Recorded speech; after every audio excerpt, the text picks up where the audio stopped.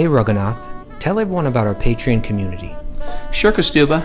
The Wisdom of the Sages Patreon community is an incredible online yoga resource. If you like the type of yoga wisdom and culture we share on the show, then our Patreon community is a great next step. This is a listener-supported podcast, and any level of sponsorship will unlock a wide range of live and archived classes, talks, and even workshops. Raghunath teaches, I teach, and we have a host of other excellent teachers on topics ranging from yoga philosophy, asana classes, storytelling, Ayurveda, kirtan, cooking, meditation, and a lot more. We even have an incredible online Bhakti 12-step recovery group. So if you want to check it out, go to patreon.com/wisdom of the sages. All right, let's get it on. Om Namo Bhagavate Vasudevaya. Om Namo Bhagavate Vasudevaya. Om Namo Bhagavate Vasudevaya.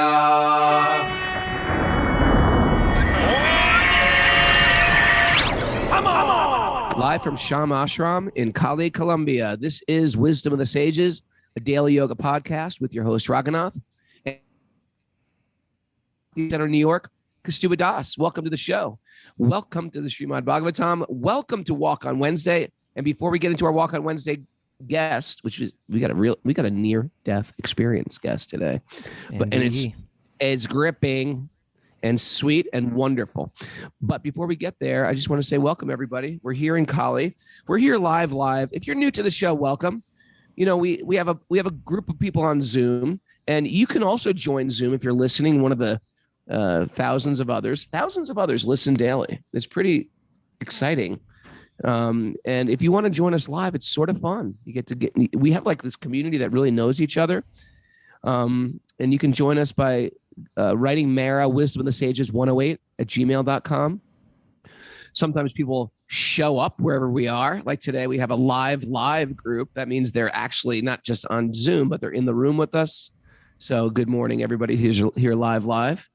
We even have Lilo doing Spanish translations, like pro style with headphones, going into other people with headphones. And then who else? Then we have the others. The others are those who are out there. We don't know who they are. And then we have the Californians. They're out there. They want to join live. They can do it when we're at 8 o'clock, but it's sometimes difficult. We have the Texas Zoomers. We have different names for everybody, right, Mara? The Californians, Texas Zoomers. What is the Central Time people? We don't have names for them yet. Oh, I guess they're Texas Zoomers. There's Texas Zoomers are Central Time. Yeah. So Jenny Lee, Yogeshwari, Cindy Lunsford, they're all Texas Zoomers. Sorry. We're lumping you in. Anyway, we have a great story today. It is Anna's. Okay, because do we have anything to say? Oh, we have one more important. We have announcements. Yeah, I'm going to give it to Mara because she wants the mic. Thank you. We have Bhakti Recovery Group meetings today at 1 o'clock and 9:30 p.m. Eastern Time. And then also for Patreon members today, Trevor Vaughn is offering his asana class at 8 a.m. And this evening at 6 p.m., we're doing the astrology course with Radikesh for Patreon members. And that'll be available for Patreon. That'll be posted on Patreon later so people can see it. They can join us live. Yeah, they can join us live. But if they aren't able to make it at that time, then we'll post the recording so that they can listen later. Excellent. All the Patreon stuff is recorded. And so you can back binge asana classes, Ayurveda classes, music classes. And especially, we're having this incredible guy. If you missed the interview, go back and check out Radikesh's incredible story out of the pages of the Bhagavatam, how life can collapse on your good fortune at any minute. And it's also peppered with, he's a great astrologer. And a lot of people, including myself and Mara and Kaustubha, have all got our charts read. We're incredibly impressed with him. But you can check him out at Radikesh, RADHIKESH, das.com, or Patreon members join us live today. He's going to give an overview of Vedic astrology, and it's going to be on Patreon, and it's going to be also for our live students down here. So I'm gonna kick Mara out of the seat, and I'm gonna bring Anna over here. Now, Anna, this is her 1-year anniversary of Kirtan. because she was a yoga student of Shana. Shana is Shamasundari, and Shamasundari runs the ashram here. Welcome, Anna. You got to speak into the mic, but I'm going to give you a little introduction first, if you don't mind. So Anna, it's our 1 year anniversary from her first kirtan, because she was here 1 year today when we were having a retreat here. It was sort of like the broken wisdom of the sages retreat. Kaustubha and Marrow were not here. They just got stuck with me, sort of the booby prize retreat. And you came to your first retreat in your first kirtan. What was your first kirtan like? You got to speak right into that microphone. Well, I arrived and I remember that Shana told me that, okay, I want you here at 5 p.m. to a kirtan. 5 a.m. No, p.m. PM. p.m. Wait, p.m. And I said, like, kirtan, what is kirtan? How I eat kirtan, I read kirtan. Like, don't ask. Come here at 5 p.m. Because she knew that in the next couple of weeks I will have my transplant and everything. So I was kind of weak. That's a bone marrow transplant. A bone marrow For transplant. Yeah.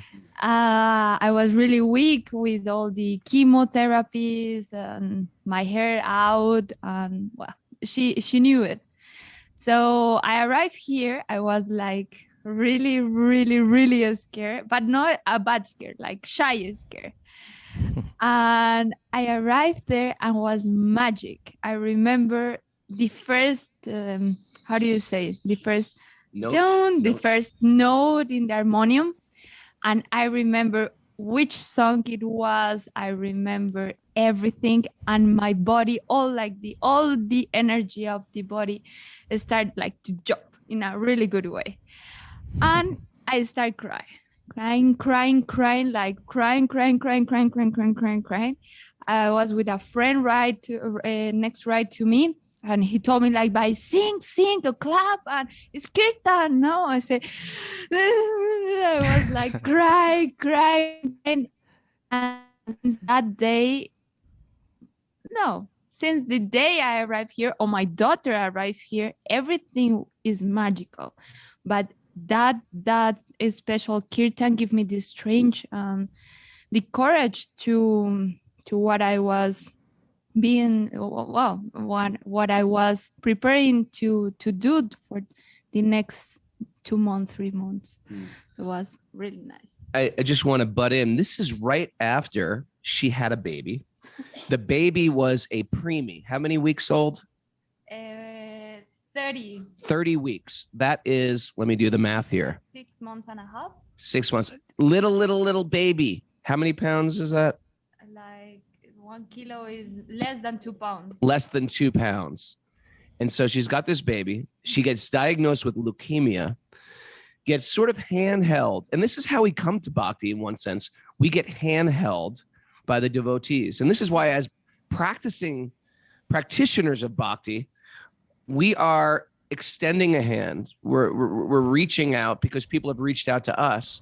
And Shamasundari, or Shana, was that person for Anna. And very soon she was connected at the perfect magical time. So were diagnosed, and you had a bone marrow transplant. And then how long before you went into the hospital and started getting very, very serious? There's more, actually, Raghu. There's more to all that she was going through at that time when she was in the hospital. There's more to tell, isn't there? Her husband, her marriage, her. Oh. I mean, you can line it all up. We're going to tell the story for you, Anna. You just sit back.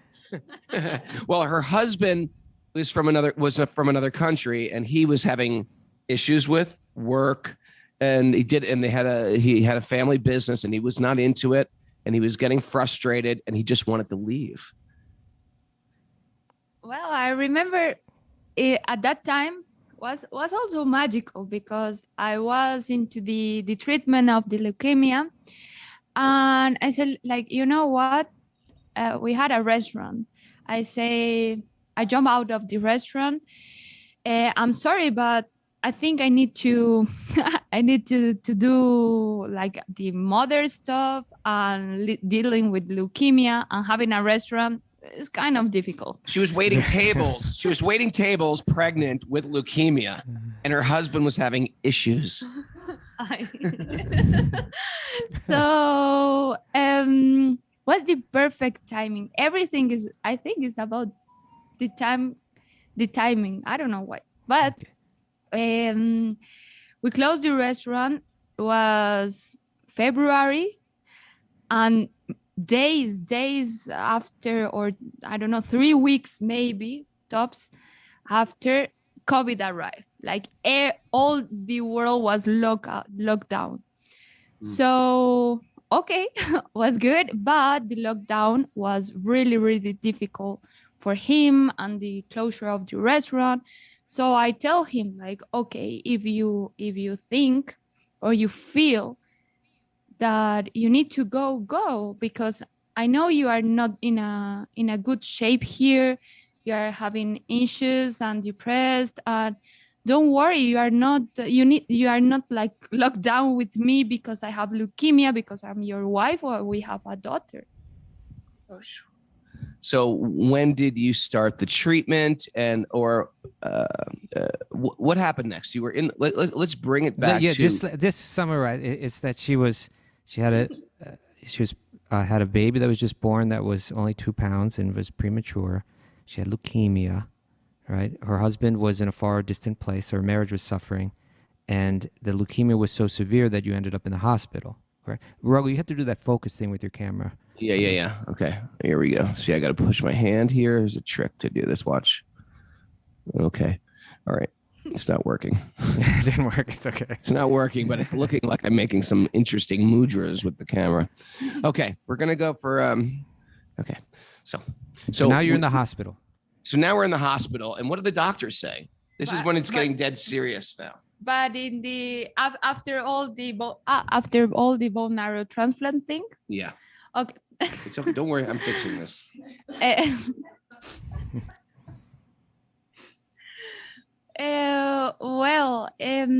After the bone marrow transplant, I think one of the things that was a lifesaver for me was, as you say, the support of Shyama Ashram, the support of all my friends, and the support of Shama Sundari, of Shaina, because she was and she is my professor, she is my master, but she is like my big sister. And since the first day I arrived with that cup of tea, I feel, and just right now I feel like her little sister. So it was like really, really huge for me, because it was plenty of love. It's kind that I was like invisible, and she took me and said, no, you are not. So it was really, really powerful. Well, the bone marrow transplant came really, really good. I arrived here. I say, okay, I'm alive, I'm here. Okay, we continue the yoga asanas, the bhakti thing, having the retreats, knowing Bobby. Everything was magical. So she met Bobby here as well.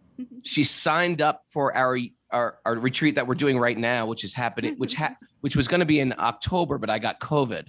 So she signed up for that retreat. She's inspired. I mean, after going through leukemia, she signed up for that retreat, but she was feeling that the recovery was that strong. And by the way, she's listening to Wisdom of the Sages. She's like, she's an other. She's a Colombian other. That's a whole new one, a Colombian other. And then what happened? And then it got more and more dramatic. Because this is just a couple months ago now, right? Yeah, this is just a few months ago. We were sister and brothers of COVID. Yeah. The COVID hood. Yeah. COVID. Well, no, I got all this like powerful love of the devotees, of yoga, of each swami, of each conversation was really powerful. But I think I start to use that power in other stuff, because I was recently divorced. I was like, okay, I'm a single mom. I'm super cool. I just beat this leukemia. I don't know. So I start to charging myself like I'm a super mom. So I do all the mom thing by myself. I don't need help. I start a PhD, 2 works, everything. So I was in the mood doing the yoga, the thing, the discipline, but this power or this really good energy was kind of drained because of all the locomotion of my life that I like push it to do it. So life tell me, okay, Anna, you don't want to slow down. Okay, we can start. So in the month of August, I remember Swami Maharaj was here. Yes. So the last person I talked to him I talked to him and say bye to him and say bye to Kaustubha. I remember, okay, bye. See you in Simon Davis retreat. And Simon has a retreat. And then I talked to Shayna and say, Shayna, I got COVID. You got COVID. I got COVID. I feel like. So you just recovered from the leukemia? Yes. From the bone. And now you got COVID. Yes. From the bone marrow transplant, I got the COVID. So you got COVID basically the same time I had COVID or right afterwards? Yeah. Okay. So everything was kind of bad, but good. Like a really, really bad flu. But I continue all these things like working. I'm okay. I don't need to go to the doctor. No, I'm okay. Don't worry. No. And no was that I resist at home like 3-4 weeks. Then I arrived to a medical appointment. They make me a scan and say, okay, Anna, you are resting at the hospital because you don't have lungs. All the lungs were completely collapsed. And I said, like, what? No, I need to go home. I have my daughter. I tell my daughter I'm going to a medical appointment. I can do it. I can. My work, my things, my daughter, my everything. No, like, no. Like, no. Yes. And that night I was in the ICU directly. Wow. To a suite in the ICU. And so they said your lungs have collapsed. They put her on a small respirator, the little one that I had, then a bigger one, a mask, then the full respirator. The ventilator. She could no longer breathe at all. But this was the 1st of September or the first week of September. The thing of the ventilator was 1 month after.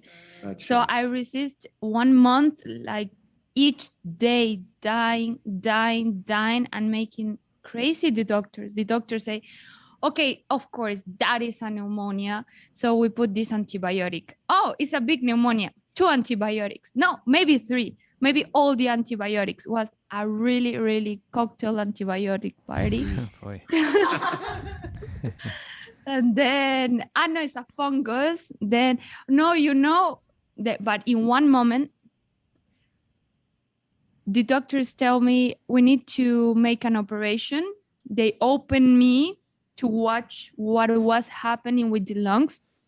And the doctor tell me, and the reports say, and everything, like, okay, the lung is dead. You have necrosis, everything is black. You don't have no elasticity in the lungs. So you can breathe, you can't breathe because, okay, the COVID inflammation, the thing, but you don't have lungs. And I tested negative to COVID. I was healed from COVID, but my lungs were completely dead. So they didn't knew what was happening, like no medical reason. Even the COVID, nothing. They were nothing. confused. Why? They didn't know. They were really They can't confused. understand why you're alive. Exactly. All right. So now this is a novel. And, so we're going to we're going to bring you to the moment. the moment of near-death experience. The NDE, we call it here on the show, which we talk about a lot. But it's great to have a real live NDE. And I get it. You're like the Wim Hof of medical miracles here as far as, but what happened? You left your body? Well, according to the doctors, did you leave your body? No, the day arrived. The day before, I told you yesterday, I was telling the doctors, like, you know, it's been a while. I'm going home. I don't know. I know I can breathe so well. I can have oxygen at home because I'm going home. I have a daughter. I need to go home. And when you figure out what is happening, you call me and say, okay, Anna, it's time to talk to you. In the few couple of minutes, we need to put you in a ventilator. Because as Raghunath said, I was with a little oxygen, then the mask in between 2 hours was like saying to the doctor, oh no, I'm going home. I was with no lungs, no nothing. In that moment, medical, my heart was getting bigger. That is that a heart attack is coming or my heart is going to stop because it was completely damaged. I have metabolic acidosis. All my kidneys, my liver, everything was shutting down. So my body was making acid, is preparing to death, is dead tissue. And my lungs, no lungs. I will show you the X-rays. Was completely white damage, everything. No, I was breathing in this part. I remember, like, just the very upper part of the lung. In this part. And I remember I was awake. I remember in the machine that makes the heart and the things, because I have cables and everything.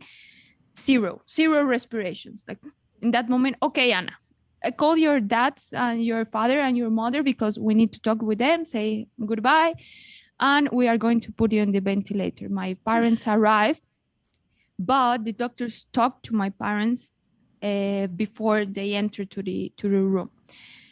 My parents got told that it's a goodbye because they are going to put me on the ventilator because all my sister was shut down. So it was the easy way to say goodbye because they need to preserve like the life or the death in dignity, something like that. Okay. And okay, I hand the hand of my parents. I say goodbye. Don't worry. Take care of my daughter. Take care of Ellie. Don't worry. Be calm. Everything is going to be all right. It sounds like you're life coaching them. And really, I was calm. I was calm since the moment the doctor told me, Anna, we are going to put you in the ventilator. I didn't struggle or was furious. And every time I'm like, no, but no. This time was okay. Okay. So did you go down a tunnel? Was there light at the tunnel? What was that? They put me at the ventilator and they sedate me. But 4 hours after that, my heart stopped beating. I felt the moment I had a really, really, really pain in the chest. And the moment that my last breath was like, I felt that. And the noises, the nurses, the doctors, the machines, all the thing I hear, and this sensation, this pain here was tremendous because of the RCP, the resuscitation, the CPR. The CPR, they pushed down on her chest with their hands. And they broke a rib? They broke 4 ribs. So I feel that, but in one moment, everything was calm and I saw the calm. I didn't saw the tunnel or the light. Wait a second. Get out of here. But I think it's nice to think at that moment, like I saw tranquility. I saw calm, but I saw and I feel surrender. Really, really surrender. I didn't think in that moment of my daughter, of anything in the world. Nothing. The things that was so important, nothing. I was surrendered in a really nice calm. And in one moment, I start to hear a voice. And the voice was Shamasundari's voice, Shayna's voice. Was she there? No, I didn't But saw she her, was there. but she she was was there. there. And she started chanting the Mahamantra. I remember really, really perfect the melody, which melody she was singing. In a moment was her voice and her husband's voice, but the voice of Shayna, like I was following that voice, and that surrender started to be calm,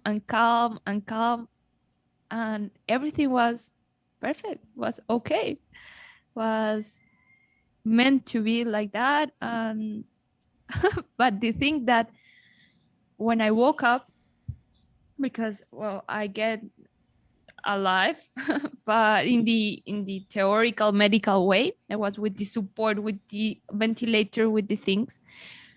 But 10 days after, I wake up from the coma, and the first thing I felt was love, and a community love, a prayer love, a force that was amazing. Like, days after, I knew that everyone was praying in the ashram. They were making things.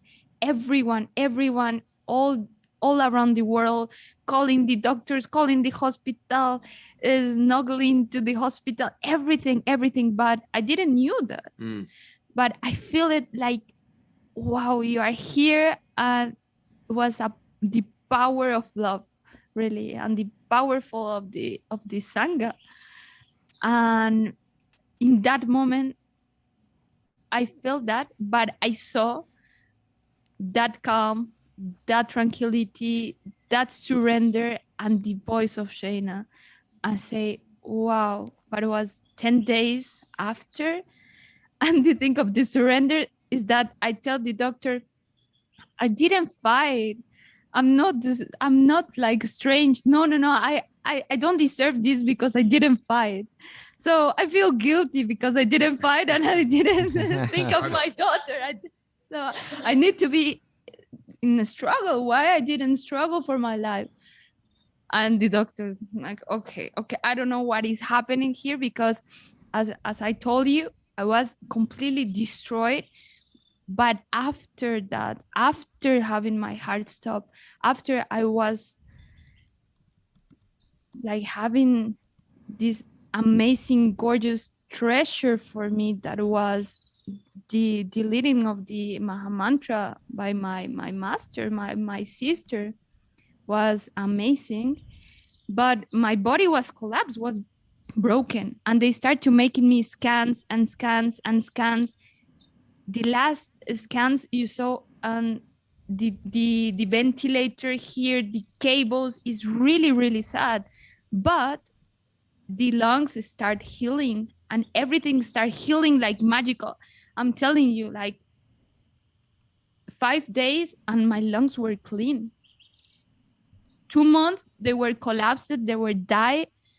And then they took me out the ventilator. I said to my father, give me the phone.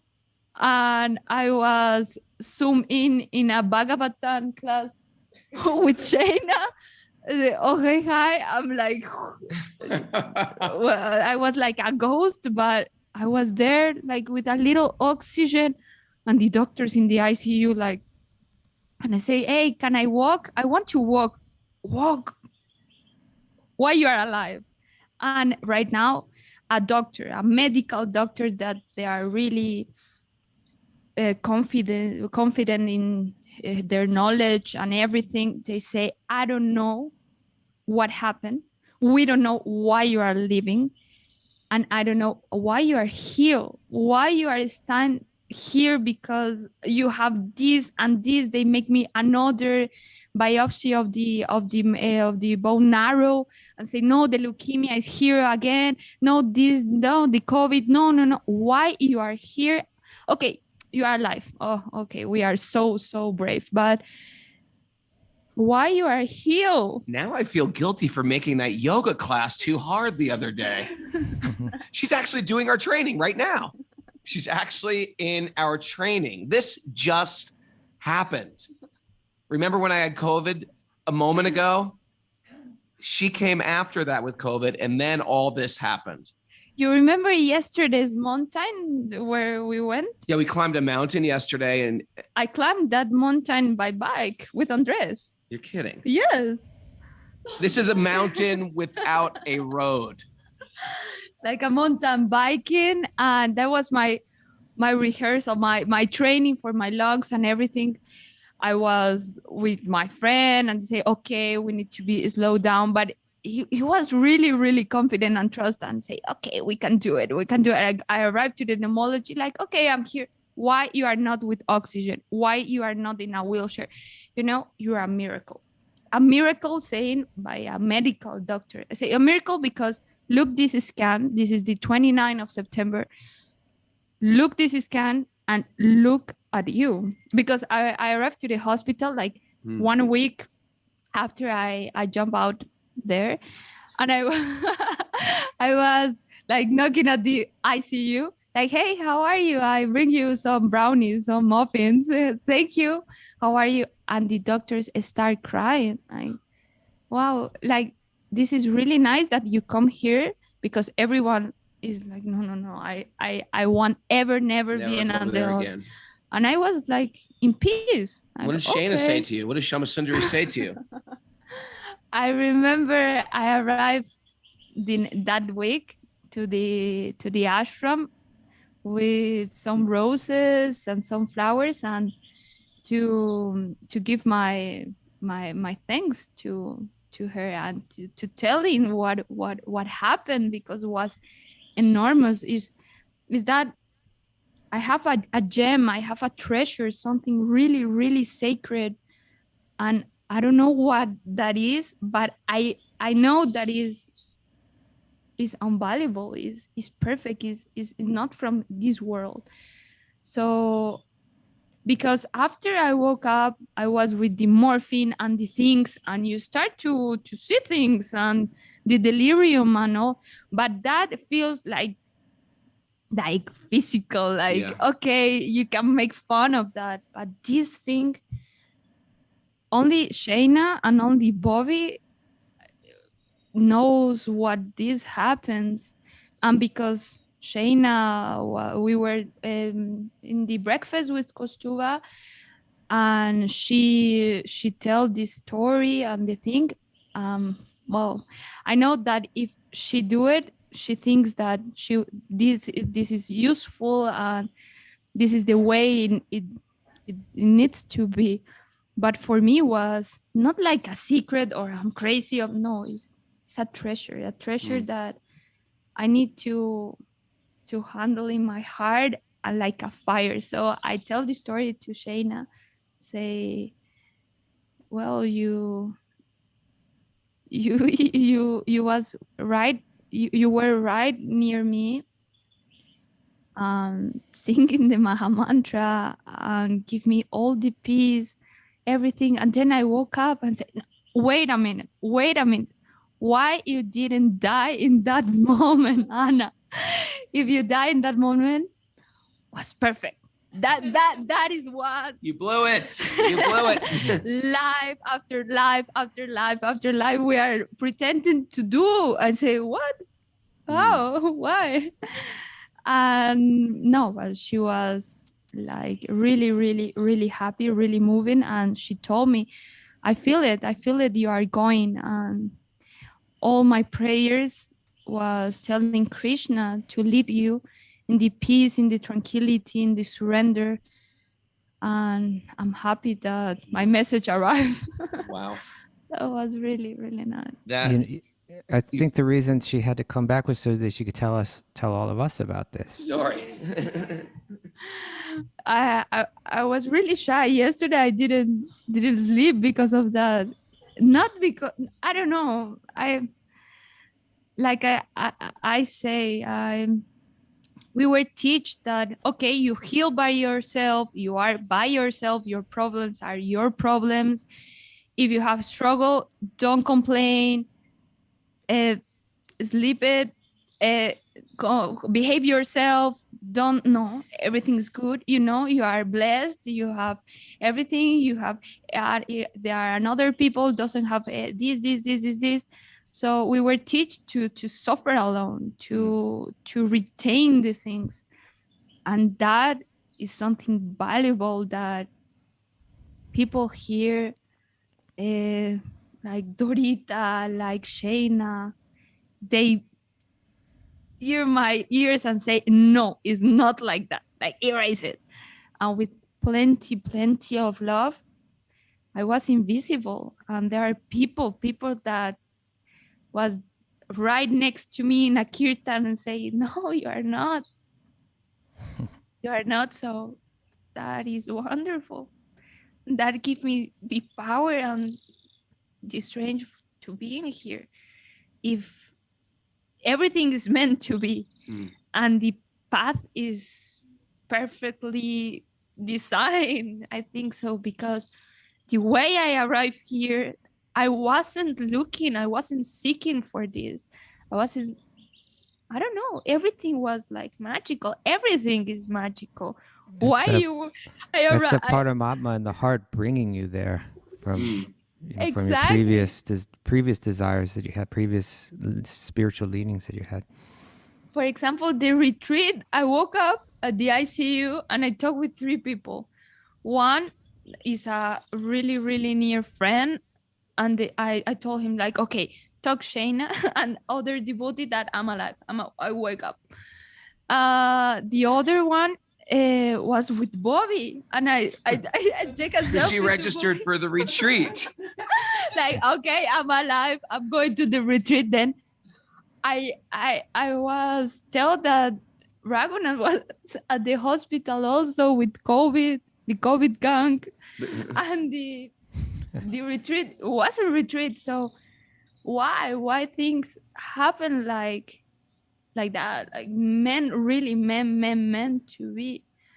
So one thing from your story that really caught my attention, one detail, just as you're telling it now, was you said that you experienced this feeling of surrender when you were really just like at the very moment of death, and it seems like that confuses you in some way, like why you weren't trying to hang on and fighting it.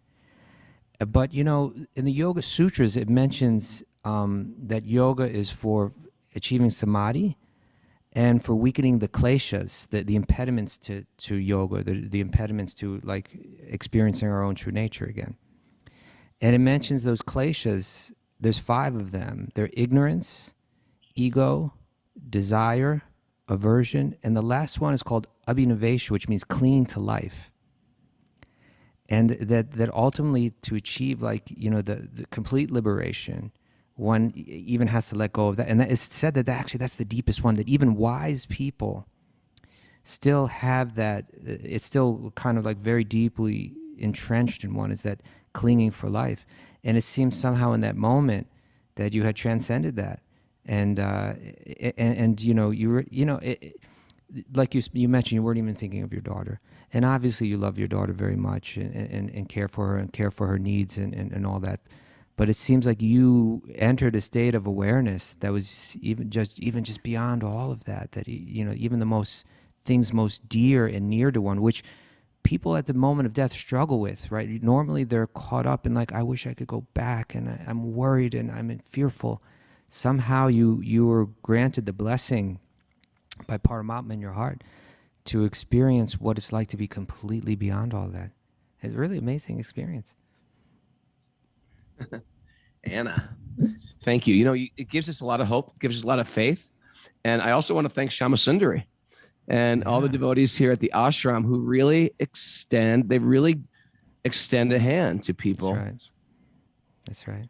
Anyway, we got so many messages on the board for you to read, but thank you for sharing their story. Matter of fact, we made her share it like 4 times.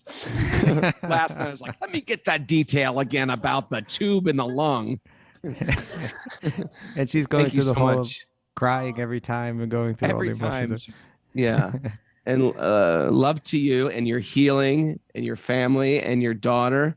And you're a shining example of like trust and surrender and Krishna miracles. And community and the power of prayer and the power of go on. And what an attitude. In other words, we all, oh my God, I'm going through so much with COVID. I gotta wear my mask and this and that, like imagine all of those struggles that Anna was going through, and the attitude that she maintained through it all. It's very impressive. It's impressive. Thank you, Anna, so much. No, thank you. Thank you for you. Thank you, Kaustubha. Thank you, Raghunath. But thank you to Shayna. And thank you for the space, for the I don't know if the occasion, but really thank you to making visible things that must be visible. You don't need to struggle in silence. And this is the powerful. I remember the last words that I talked to Maharaj was the power of the satsanga, and you need to be with devotees. We were talking about other struggles, but it was visionary what was happening or what it going to happen the next months. And prophetic. Was amazing. So thank you for you. Thank you, everyone. Haribol. Thank you. Wow. Well, that wasn't the normal 10-minute walk on Wednesday, but and I'm glad. she took us it wasn't other places. Incredible. I want to hear your takeaways with that, Kaustubha. My first takeaway is I think she's a much better person than us, Raghu. I think she's a lot better. Matter of fact, she's on her deathbed, not worried about anything, and I'm sitting here worried about, okay, I got a few days off. Should we go to the island or the hot springs? Oh, my life. And she's got a premature baby. She needs a bone marrow transplant for leukemia.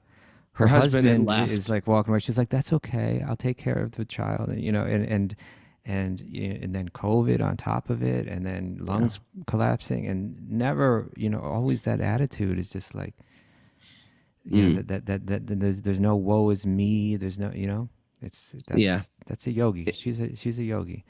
She's a yogi, and and you just see also, if you zoom even more out, how you could say, okay, this person's been practicing yoga probably for lifetimes. And she's got some karma. She's going to get some karma, like we all do. And no one feels if they're how old are you? 27, 29. She's 29. She looks like she's 15.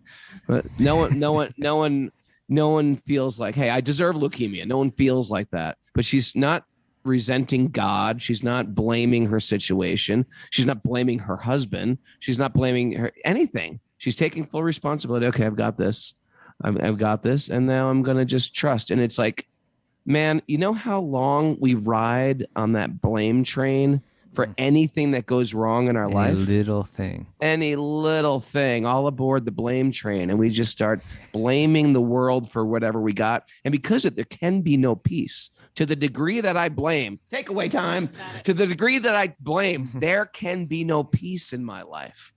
And it comes when there's acceptance and radical responsibility, and that there's a God in charge who's got my best interest in mind. And a lot has to be said about, we hear about saints and saints from ancient history, but we have people in our midst who are practicing bhakti, who are extending hands, extending their community, and reaching out. And we have to keep those people our best friends, because they actually care about our long-term welfare. And so I want to thank Shama Sundari again, who now left the room. But yeah, it's quite amazing. This is like a necessity. It's always a necessity, but in times of struggle, it's the biggest necessity. And this is powerful stuff. Woo. Power of Sangha, power of radical responsibility. And at one point she mentioned something, and I just want to thank you for not breaking into song at that moment when she mentioned the power of love. What's the power of love? I don't even know that song. Okay, good. Don't learn it. We'll play it afterwards. We'll play it as our closing song today. Wow. 6:52, Kaustubha. All right. Well, maybe it's time for takeaways. I mean, Yeah. Mara. Don't ride the blame train. Don't ride the blame train is definitely one. What are we doing? You got a takeaway? Yeah. Okay. To the degree that I blame, there can be no peace. And then I've got the power of prayer, Sangha, radical responsibility, and love. And don't ride the blame train. Don't ride the blame And train. Lord Krishna is our greatest treasure. What an NDE. Yeah. And it makes me realize, like, Anna, you got this second chance. You've got a responsibility now. You've got a responsibility to really understand fully, because you can forget when these miracles happen. And that we've all had some miraculous things happen in our life. Maybe not as miraculous as this, maybe as miraculous or more, whatever it is. We should write those down in detail, because the tendency with the mind is to forget them. And she was saying, it's something we always say on the show, like, it's magic. This stuff is magic. It's magic stuff. The world is made of, it's not an ordinary place we live in. We live in a magical place. Krishna's lotus hand, these Krishna miracles, it's all magic stuff. So we can't forget this stuff. We should write it down in detail, because we'll tend to forget. And we shouldn't forget how much Krishna is actually active in our life, creating these miracles left and right. And by retelling these stories, it gives people hope. It gives people faith, because not all people will lean towards surrender. They'll lean towards a fight, a struggle, a blame, a hurt, a pain of, what am I going to do? What's my wife going to do? Or what's my husband going to do? Or what's my kids going to do without me? And just seeing that, what's that fifth place you called again? Abhinavesha, clinging to life. Non-clinging. It's very, very powerful. It's very powerful, because we think we are this and these are mine. And it's not. We hear that every day. We are not our bodies. We are not our stuff. Thank And you. And just to show again that essential message of the power of Sangha, right? That this Bhakti-yoga, it's not something that we seclude ourselves and achieve. It's something that we achieve in this association with others, working together.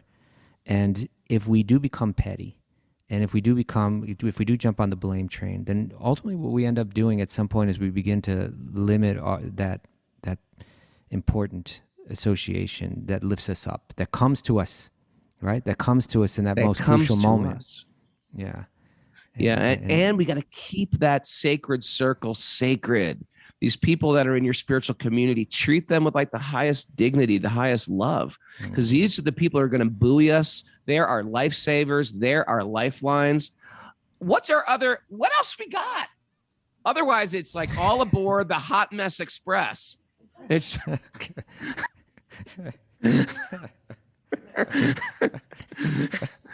oh, Prabhu. Okay, so I think many trains at your station, Raghu. Let's just tease out this train analogy. All right, Kaustubha, that's it. I think we're gonna have to hit the music. And we didn't get to the Bhagavatam today, but this whole thing is these are like Radhikesh's story on a story. This is the Bhagavatam. This is like real life, the extension. This is the what's it called? The amendum. Extended addendum, the addendum of the Bhagavatam. Appendix. I got my appendix out. Is that it? No, I don't know. Thanks everybody for joining us, and thanks for Anna. What a story! Thanks for the community down here in Colombia, and remember tonight at 6 p.m. for Patreon members, we're gonna have our overview on astrology with Radhikesh Prabhu. You can get that link, and there is a class with Trevor Vaughn today. 8 a.m. 8 a.m. asana for Patreon members. Thanks to everybody for joining us. You can take your cameras back on Zoomers so we can wave to you and spy on you. And thanks also to those Patreon members keeping us afloat. Patreon.com/Wisdom of the Sages means millions. We're here in Colombia for another bunch of weeks. So join us live here. Tune in. Keep this community close. Keep it sacred. And your life is also magical. And we may not have that transcendental realization, but we have some glimmer of realization that there's something sacred here. As we dive deeper into this, we start to appreciate it more and more and more. Thanks, everybody. Time to sing and dance.